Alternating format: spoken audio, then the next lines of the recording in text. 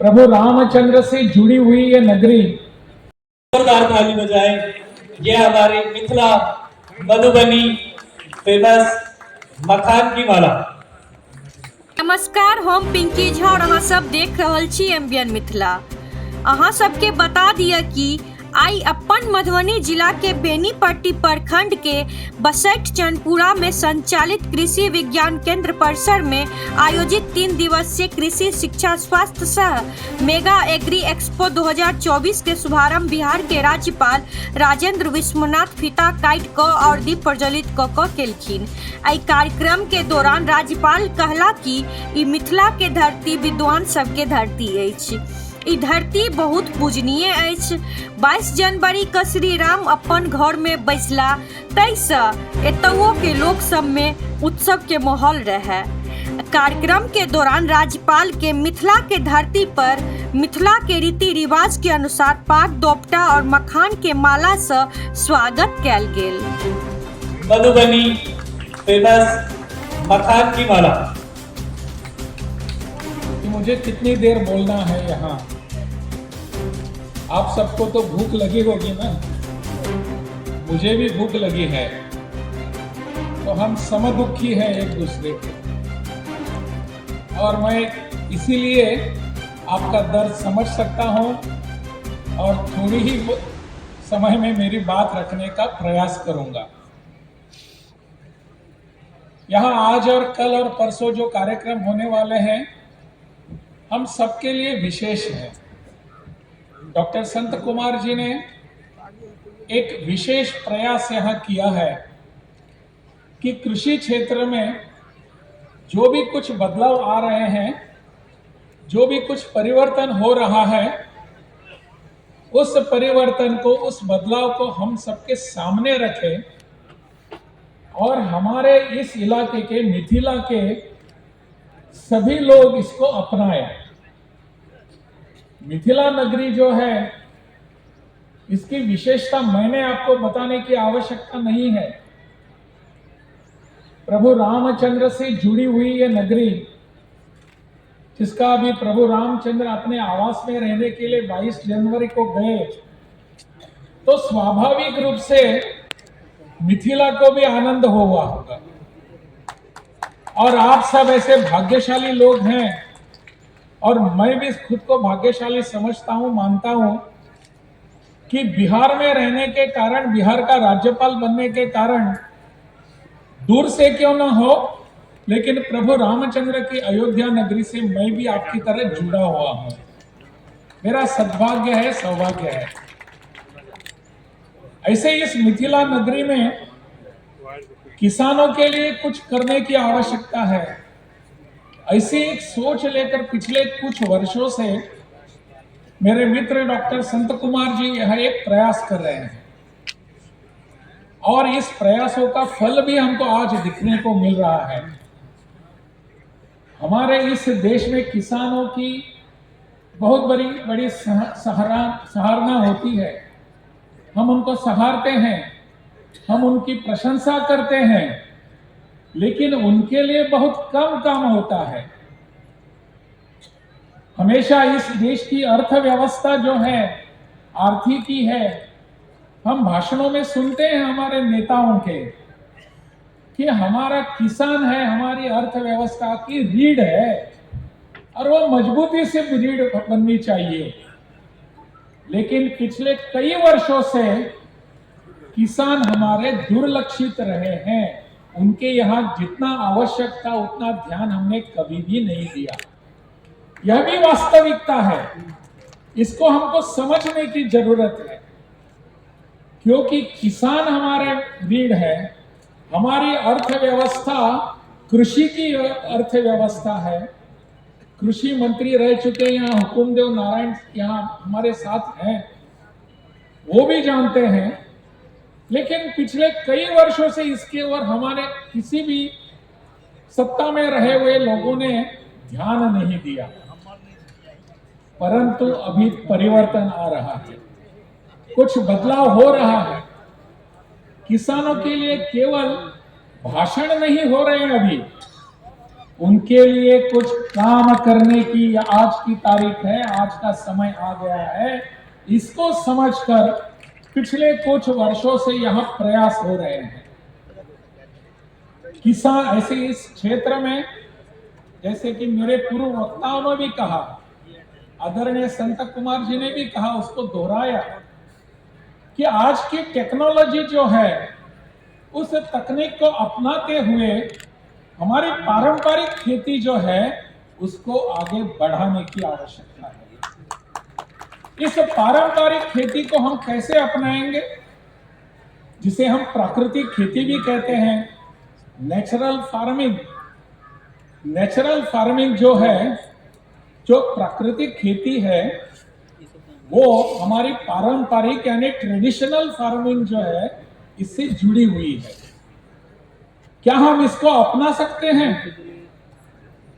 पिछले कई वर्षों से हम देख रहे हैं कि रासायनिक खाद के कारण, रासायनिक उर्वरक के कारण हमारी जमीन की जो एक योग्यता थी उसमें कमी आने लगी है।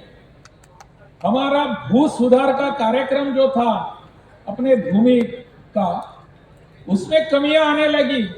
हमको लगने लगा कि हम रासायनिक खाद का उपयोग करके हमारा उत्पाद बढ़ेगा।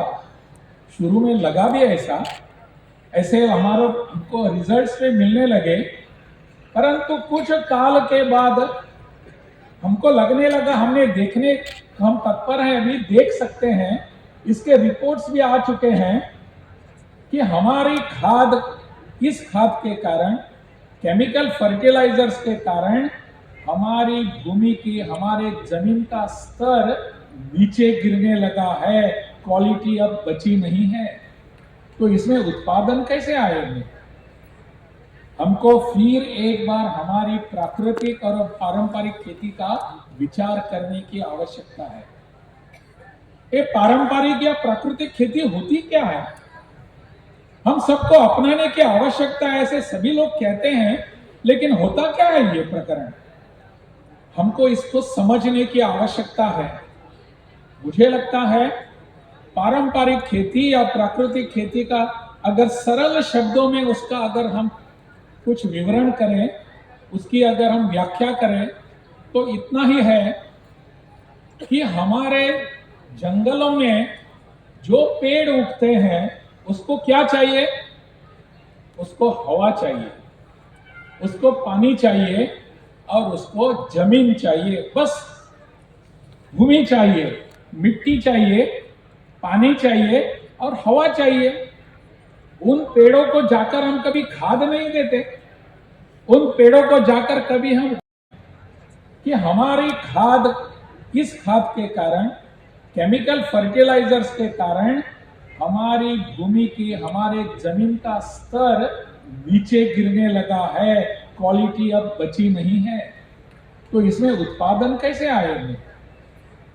हमको फिर एक बार हमारी प्राकृतिक और पारंपरिक खेती का विचार करने की आवश्यकता है।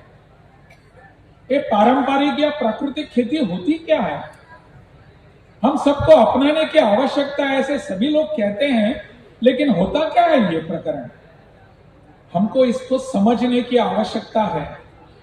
मुझे लगता है पारंपरिक खेती या प्राकृतिक खेती का अगर सरल शब्दों में उसका अगर हम कुछ विवरण करें, उसकी अगर हम व्याख्या करें, तो इतना ही है कि हमारे जंगलों में जो पेड़ उगते हैं उसको क्या चाहिए? उसको हवा चाहिए, उसको पानी चाहिए और उसको जमीन चाहिए। बस भूमि चाहिए, मिट्टी चाहिए, पानी चाहिए और हवा चाहिए। उन पेड़ों को जाकर हम कभी खाद नहीं देते, उन पेड़ों को जाकर कभी हम उर्वरक नहीं देते, परंतु ये पेड़ सभी इतने ऊंचे होते हैं, इतने सशक्त होते हैं, काटने पर भी हम काट नहीं सकते, इतने मजबूत होते हैं। इसी तत्व को अगर हम अपनाएंगे हमारे खेती के लिए, हवा है, पानी है और भूमि है, जमीन है, इसी को अपनाने की आवश्यकता है। बाहरी उर्वरकों की आवश्यकता ही क्या पड़ती है? रासायनिक खतों के कारण, रासायनिक खाद के कारण हमारी भूमि की क्वालिटी जो है, स्तर है, वो नीचे जाने लगा है। पिछले अनेक वर्षों की जो रिपोर्ट्स आ रहे हैं, वो रिपोर्ट्स हमको यही बताते हैं।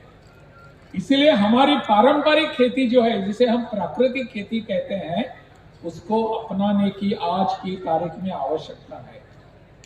हम इसको अपनाएंगे, ऐसा सोचकर ही हमको यहां से जाना पड़ेगा, क्योंकि पारंपरिक खेती जो है, प्राकृतिक खेती, उसमें लगभग 27% 27% लागत कम लगती है। 27% लागत, यानी जो हम लागत इसके लिए इन्वेस्टमेंट करते हैं, पैसा खपत करते हैं, उसमें 27% कम लगते हैं और 58% हमारा उत्पन्न बढ़ता है, उत्पाद बढ़ता है। ये मैं नहीं कह रहा हूं, जिन लोगों ने इस पर अपना कुछ रिसर्च किया है वो कहते हैं कि 27% लागत कम लगेगी और 58% हमारे उत्पाद ज्यादा हो जाएंगे। प्रधानमंत्री जी हमको, जिनका उल्लेख यहां बार बार किया गया, प्रधानमंत्री जी कहते हैं कि हमारे किसानों की आय दुगनी होनी चाहिए।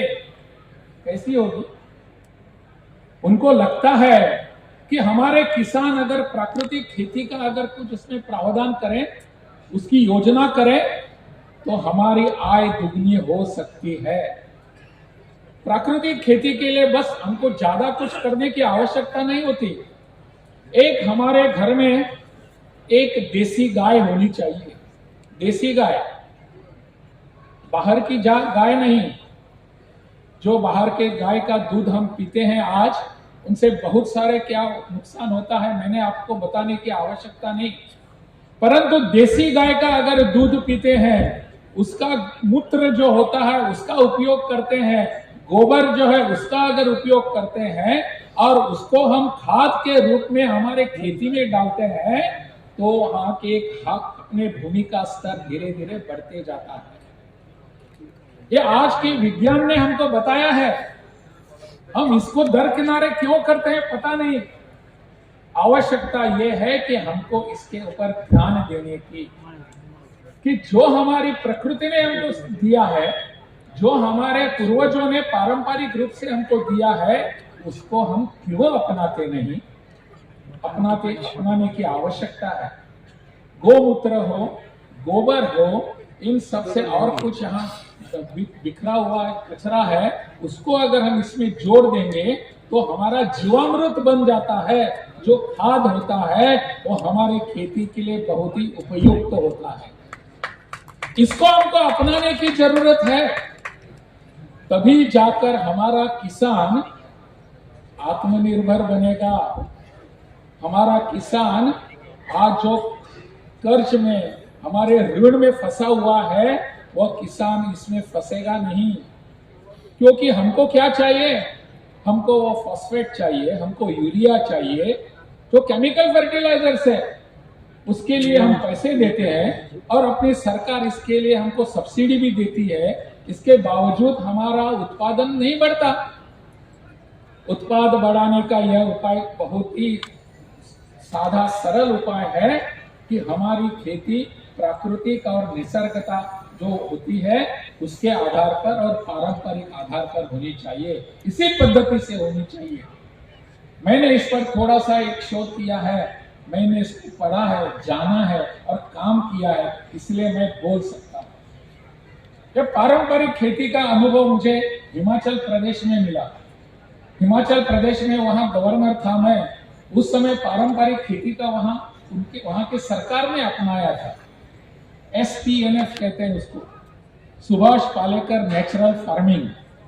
जो नेचुरल फार्मिंग जो है उसको वहां अपनाया गया।